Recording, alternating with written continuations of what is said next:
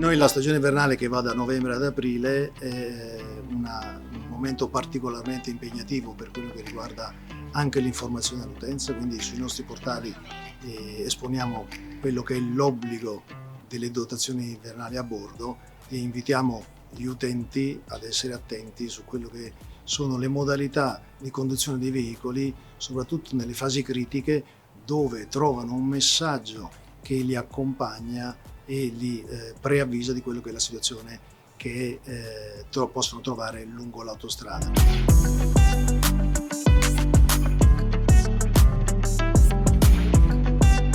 Il nostro compito è di sorvegliare la viabilità in autostrada A4 e A31 e le competenze esterne delle tangenziali.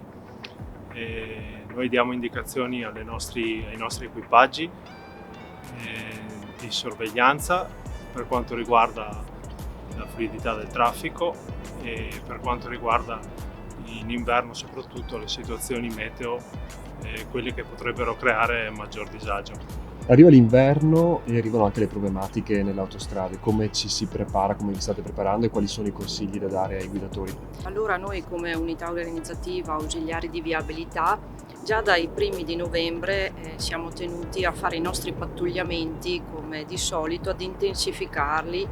Infatti ogni 2 ore generalmente gli ausiliari pattugliano tutta la tratta, passano, danno comunicazione al nostro centro operativo viabilità della temperatura della pavimentazione, temperatura dell'aria e danno la situazione della visibilità. Quindi facciamo dei controlli molto capillari su tutte le zone della tratta. Le pattuglie degli ausiliari sono diverse, quindi vengono controllate tutte le province, da Brescia, Verona, Vicenza, Padova e anche la provincia di Rovigo che è interessata dalla 31 che è di nostra competenza.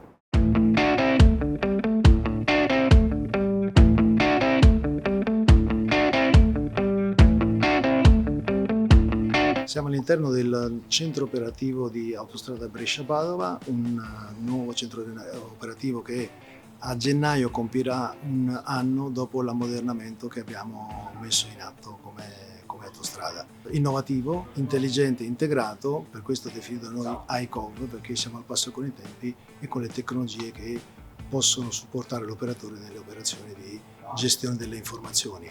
Siamo in quello che consideriamo il cervello di Autostrada Brescia-Padova, da qui passano tutte le informazioni che poi vengono elaborate dagli operatori e smistate agli enti di soccorso e a tutte quelle funzioni che devono essere informate. Nel periodo invernale abbiamo 38 colonnine meteo che inviano i dati al centro operativo, i dati della temperatura nell'aria, il grado di umidità, se c'è nebbia, se piove, tutti quei dati che ci permettono poi di gestire un eventuale allarme, un eventuale allertamento delle risorse che poi provvedono a quelli che sono i trattamenti preventivi e gli interventi di sgombero della neve in caso di precipitazione nevosa. Una volta che iCov genera l'allarme in base ai parametri che abbiamo prestabilito, parametri che sono già predefiniti, l'operatore avvisa il servizio di pattugliamento degli ausiliari di viabilità che fanno un rilievo puntuale di quella che è la situazione sulla pavimentazione autostradale. Nel contempo l'operatore trasmette i dati che sono arrivati dalle centraline meteo ai tecnici che gestiscono i servizi invernali e che provvedono poi ad allertare quelle che sono le ditte esterne che collaborano con Autostrada. Le ditte esterne che sono un piccolo esercito di 500 uomini e 400 mezzi che vengono allertati e hanno possibilità di intervenire nell'immediato al massimo entro un'ora dall'allerta generata da iCov.